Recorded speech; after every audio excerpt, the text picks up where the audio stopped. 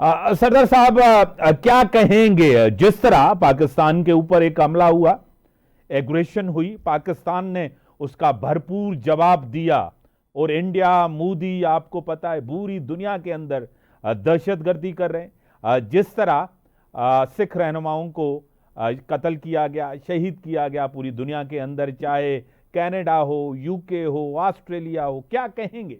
देखिए, बात यह है कि ये तो वाज़ेह हो गया कि ये तो जो वाकया था ये कराया खुद इंडिया ने कराया है। और दूसरी बात है, उसने अटैक कर दिया।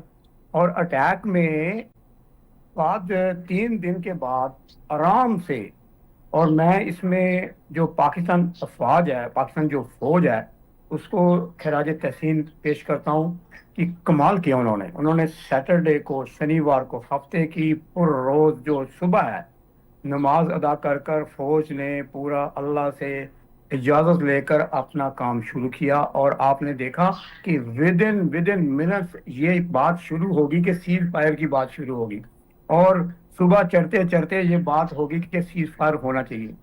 सही। तो इस पर मैं यहाँ पर एक चीज और आपको क्लियर कर दूं कि उनको मालूम था कि एक तो वो मालूम, एक्चुअली पूरा मालूम नहीं था, साफ जाहिर नहीं था कि अफवाज जो पाकिस्तान फौज है वो इतने आराम से, और 3 दिन के बाद उन्होंने जो जवाब दिया। और उसके बाद दूसरी जो चीज है, वो उनको मालूम है कि उनके जो अंदरूनी हालात हैं, वो कश्मीरियों का मसला हो, वो सिखों का मसला हो, वो तामिल का मसला है, उधर वो नागालैंड के वालों का मसला है, तो ये उनके अंदरूनी जो हालात हैं वो बहुत डिस्टर्ब है। और इसके ऊपर रा ने अपने थिंक टैंक से, ये मैं आपको आपके माध्यम से बता दूं सही। कि इन्होंने क्या किया कि जब ये उन्होंने शुरू किया ना जो अटैक, उससे पहले उनसे थिंक टैंक से उन्होंने ये एनालाइज कराया कि ये बताइए कि सिख फौज है उसकी जो जो साइकी है वो अंदर से क्या सोचते हैं। तो उन्होंने थिंक टैंक ने ये बताया कि इनके दिलों में दरबार साहब का जो वाकया है, 1984 का जो साका है, वो अभी तक जिंदा है। सही। और इस सूरत में वो हमारा साथ नहीं देंगे। देखिए, मैं यहाँ पर आपको एक चीज वाजे कर दूं कि इन्होंने क्या किया कि एक मंसूबा तैयार किया सही। जो हमारे पास खुफी इदारों के साथ पास से हमारे पास पहुंचा, कि उसको इन्होंने ऑपरेशन फतेह डोर का नाम दिया। और उसके तहत इन्होंने क्या किया कि भाई जो सिख फौजी हैं, जिनके जिनके दिलों में 1984 का जो वाकया है, जो साका है, जो सानिया है, वो अभी तक जिंदा है। तो इन्होंने ये यही किया कि आप इसको ऐसा करते हैं कि कोई चीज ऐसी लाई जाए ताकि ये जो है, ये पाक अफवाज के ऊपर आराम से उनका मुकाबला कर सके। इन्होंने इमोशनली ब्लैकमेल करने का तरीका अपनाया। सही। और वो कहा कि क्या अपने अफवाज में ये बात फैलाई कि ऐसा ऐसा है कि जो करतारपुर साहब करतारपुर साहब का जो कॉरिडोर है, उसके ऊपर आपको हम तोहफे के रूप में देंगे, सिखों को कहा ये। तो वो तो ये था कि जब सिख जो है वो करतारपुर का नाम सुनेंगे, ये करतारपुर साहब वही है कॉरिडोर जिसका बाजवा साहब, जो जनरल बाजवा साहब थे उस वक्त सही। की सरकार थी, जिन्होंने एक बहुत ही मतलब कि जिसका मुकाबला ही नहीं है, वो ऐसा तोहफा दिया सिखों को। तो वो इमोशनली ब्लैकमेल करना चाहते थे कि भाई ऐसा करेंगे तो जो फौज है, जो सिख फौज है, वो करतारपुर साहब को देखते हुए पाकिस्तान के ऊपर हमला करेंगे। एक तो बात ये थी। सही। फिर उन्होंने ऑपरेशन फतेह डोर को शुरू किया कि अंदरूनी जो उनके थिंक टैंक, उन्होंने इस पर वर्क किया। पर ये चीज हमारे पास भी पहुंची, तो हमने भी इस पर वर्क किया, और ठीक ठाक अल्लाह की मेहरबानी से, मैं बड़ा बोल नहीं बोलता हूँ, सही। और हमने वर्क किया, बहुत उसमें वर्क किया है। और मुझे याद है कि जब मैं पाकिस्तान में था, तो आपके हायर ऑफिसर्स कहते थे कि भाई आप जो अगर हमारे सामने खड़े ना हो ना, तो हम तो दिल्ली को कभी भी जाकर ऊपर उसके ऊपर हमला कर सकते हैं और फतेह कर सकते हैं। तो मेरी गुजारिश है सरकार से और सारी फौज से, अब तो हम आपके सामने खड़े ही नहीं हैं, आप तो शाना बिशाना खड़े हैं। सही। और देखिए देखिए, बात यह है कि यही चीज थी। ये एक तो था फौज का हमला, और दूसरा था उनको मालूम था कि सिख फौज जो है, सिख जो फौजी हैं वो हमारा साथ नहीं देंगे। सिख फौजियों के अलावा से जो अवाम है, सिख अवाम है, वो भी किसी सूरत में, वो किसी भी सूरत में वो उनका साथ नहीं देंगी, क्योंकि उनको पता है ये किस मकार की तबीयत के मालिक हैं ये सारे, और ये जब कहाँ कहाँ से जाकर हमारे ऊपर हमले करते हैं। और सीज फायर का भी आपने सारे क्वेश्चन मुझे इकट्ठे कर दिए थे, तो सीज फायर का जो है, मैं ये गुजारिश, बहुत माना गुजारिश है, जो हमने एनालिसिस किया है इसका, वो अगर आप पास्ट में जाएंगे, माजी में जाएंगे, तो कोई मुझे एक मायदा ये लाकर दिखा दीजिए जिस पर भारत, हिंदुस्तान, उनकी गवर्नमेंट, उनकी एजेंसियां पूरी उतरी हों। ये आपको भी मालूम है, हमें भी मालूम, हमें तो बहुत अच्छा हमारे साथ हुआ होगा कि कैसे कैसे मायदे हमारे साथ हुए और कैसे कैसे इनजस्टिस अभी तक हो रहे हैं। दूसरी आप बात नहीं की, आपने बात की कि जो बैनुल कौमी, जो ग्लोबली इंटरनेशनल लेवल पर जो हमारे साथ हुआ, देखिए वो है ट्रांसनेशनल रिप्रेशन। उसके तहत हरदीप सिंह निज्जर जी को मारा गया, शहीद किया गया, इंग्लैंड में शहीद किया गया, और पाकिस्तान में भी शहीद किया गया। मुझे यहाँ पर थोड़ा गिला है आपके साथ, आपकी सरकार के साथ गिला है। देखिए, जब शहादत हुई हरदीप सिंह जी निज्जर की वहां पर कनाडा में, तो उसके बिल्कुल 24 घंटे के बाद ही ट्रूडो साहब ने पार्लियामेंट में खड़े होकर कहा कि ये जो भारत ने किया है, हमारी इंटेलिजेंस एजेंसी ने बताया, और पार्लियामेंट में खड़े होकर कहा कि हम ये बर्दाश्त नहीं करेंगे। तो मेरे ख्याल में नहीं, पर ऐसा ही करना चाहिए। देखिए, जस्टिस जो होता है ना, उसमें अगर इस्लाम को लेंगे या किसी भी धर्म के उसको ऊपर चलेंगे आप, खासकर मैं अभी पाकिस्तान में हूँ, पाकिस्तान की बात हो रही है, तो उसके तहत सरकार को खुलेआम उसकी तहकीकात, इन्वेस्टिगेशन करानी चाहिए, जो सिख हमारे वहां पर मारे गए। और देखिए, ये तभी होगा जब आप, अफवाज में कोई बहादुरी की कोई सीमा नहीं है, कमाल के बहादुर हैं आपके लोग, मतलब कि वो तो, उनके पास वेपन्स हो ना हो, उनको मालूम है कि हम खाली हाथ भी उनका मुकाबला कर सकते हैं। पर बात ये है, ये तो इमोशंस हो गए, हमारे सेंटिमेंट्स हो गए। और यहाँ पर आपको ये देखना पड़ेगा कि जो ब्लैक शीप्स हैं, जो ब्लैक शीप्स होती हैं ना मीर साहब, वो बड़ी खतरनाक होती हैं। जो दीमक होता है ना, दीमक अगर दरख्त को लग जाता है ना, वो दीमक देखनी पड़ेगी।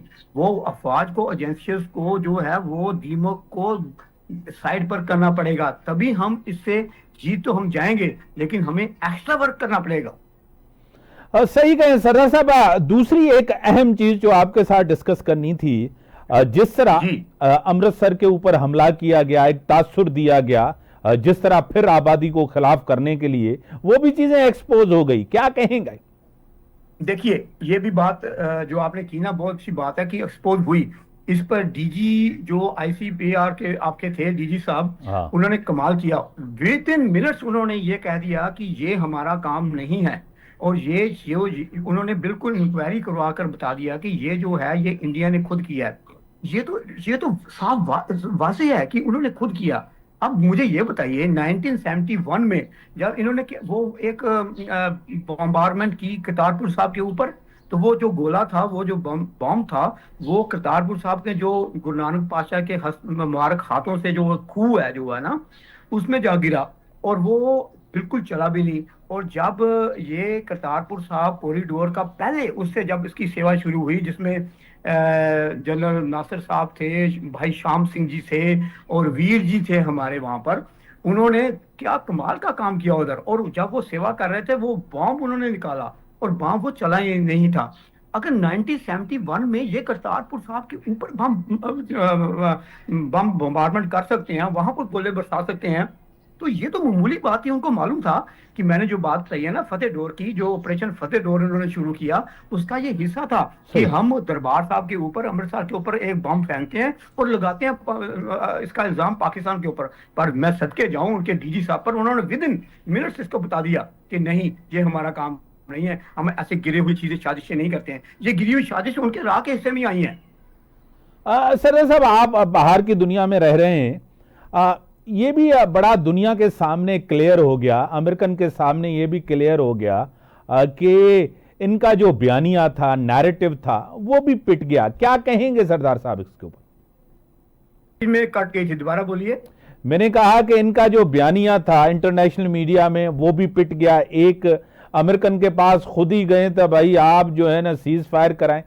तीसरी, पूरी दुनिया में जिस तरह मोदी इंडिया आइसोलेट हुआ, वो भी आपके सामने। पाकिस्तान के साथ चाइना, टर्की, आज़रबाईजान, दूसरे मिडिल ईस्ट के ममालिक साथ थे। पाकिस्तान ने पहले ही कह दिया कि हम न्यूट्रल इंडिपेंडेंट इन्वेस्टिगेशन कराने के लिए तैयार हैं। क्या कहेंगे? देखिए, बात यह है कि जो झूठ होता है ना, उसके पैर नहीं होते हैं। वो झूठ ज्यादा देर मतलब कि उसकी उसके पैर नहीं होते हैं, और वो ज्यादा देर रहता भी नहीं है। और गुरु नानक पातशाह ने फरमाया है, सच्चो ओरे सबको ऊपर सच अचार। जब तक ये दुनिया कायम है, सच जो है वो आएगा ऊपर, और ऊपर ही रहेगा। उसकी जो बुलंदियां हैं हमेशा रहेंगी। तो बात यह है कि इंटरनेशनल लेवल पर इन्होंने वही बात ना उसी चीज पर लाऊं कि भाई, एक तो अफवाज का उनका अटैक, दूसरा इनके अंदरूनी जो हालात, और जो आपने कहा कि ये इंटरनेशनल लेवल पर बिल्कुल बेनकाब हुए हैं, बिल्कुल साफ सुथरे। और इसमें मेरा एनालिसिस छोड़िए, जो इंटरनेशनल मीडिया है उसका एनालिसिस लेंगे आप, तो वो भी यही कह रहे हैं। हमने उसी दिन से, जब ये पहलगाम का वाकया हुआ, हमने उसी दिन ही यूनाइटेड नेशन को उसी वक्त खत लिखा, और उनको पर्सनली तौर पर भी जाकर दिया कि भाई इसकी जो है वो न्यूट्रल इंक्वायरी होनी चाहिए। भाई न्यूट्रल इंक्वायरी, देखिए, ये एक बच्चे को कहेंगे ना कि भाई इसको एनालाइज करो कि ये किसने करवाया। तो पहलगाम का, मैं वहां का रहने वाला हूँ, और जम्मू एंड कश्मीर का, उस पहलगाम को जो एक ही सड़क जाती है, और जो एक सड़क जाती है वहां पर आर्मी का कैंप लगा हुआ है। और आर्मी के जब वो आप जाते हैं तो वो आपको चेकिंग कर चलिए, मैं चेकिंग करके वो आप उसके अंदर दाखिल होते हैं उस वैली में। अब चलिए, मान लिया जी वो वेपन लेकर चले गए, पर वेपन लेकर चले गए तो वो वापस भी तो उसी रास्ते से आना था उन्होंने, या फिर पहाड़ों के साथ रास्ते में से जाना था। अब पहाड़ में से 6-7 घंटे लगते हैं। तो मुझे ये बताइए कि वो आर्मी क्या कर रही थी? ये साफ जाहिर है कि ये इन्होंने 2000 में जब सिखों को मारा, सिखों में छठी सिंहपुरा में 36 सिखों को मारा, ये सेम चीज थी। और उस वक्त क्लिंटन साहब आए हुए थे, इस बार वाइस प्रेसिडेंट आए हुए थे, सिर्फ फर्क इतना था। और ये देखिए, बात ये है कि ये इनकी एक एजेंडा है। सही। इनका एजेंडा ये है कि एक तो अटैक करो, अटैक वो उस वेपन के साथ अटैक करो, ये ऐसी साजिशें इस्तेमाल करो। दूसरा, इमोशनली वो जो मैंने आपको बताया फतेह डोर का, वैसे करो। और ये सारी चाणक्य नीति है। चाणक्य नीति बहुत ही गिरी हुई साजिशें इनको बताती है कि ऐसा ऐसा करेंगे। पर सीधी सी बात है कि जंगें जो हैं वो सिर्फ हथियारों से नहीं जीती जाती, वो इमोशंस होती हैं आपके, वो सेंटिमेंट्स लड़ते हैं वहां पर। हमने हमारे साथ देखिए ना, दरबार साहब में 1984 में हमने इमोशंस के साथ इनको अंदर तक नहीं आने दिया। टैंक तक लेकर आए, तब जाकर इनका, तब भी नहीं, तब भी ये संत जरनैल सिंह जी खालसा भिंडरावाले को, अमरीक सिंह जी को, बीबी अबकार कौर को, औरतें तक लड़ी वहां पर। बात यह है कि हम अंदर से इनके पास वेपन होंगे। दूसरी बात, मैं एक मीर साहब आपको गुजारिश कर दूं, सही। शायद वो इंटरनेट का कनेक्शन केवल टूट जाता है। तो डॉक्टर अब्दुल कदीर साहब ने जो एटम बम बनाया ना, वो तो उन्होंने बनाया अपने टेक्निक के साथ, वो फैक्ट्रीज में सारा उन्होंने एटॉमिक प्लांट में बनाया। आपके पास तो ऐसे ऐसे बम पड़े हैं, जिनको जिनको कहते हैं कि जिंदा जागता जो जिस्मानी तौर पर है, उनको सामने लाइए। मीर साहब, मेरी दरख्वास्त है ये आपकी सरकार से, वो आपको कम जो है वो हेडेक लेनी पड़ेगी। वो जो आपके वीर जी हैं, उन्होंने कमाल की उधर सेवा की हुई है, ऐसे कई हैं। वो मुझे तो बड़ी हैरानगी हो रही है, वो गोपाल सिंह जी हैं चावला साहब, वो कहाँ पर गुम हो गए हैं। और यहाँ पर एक बात और बहुत जरूरी है, जो पाकिस्तान गुरुद्वारा प्रबंधक कमेटी है, उसको भी ओपनली अब सामने आना चाहिए, ओपनली।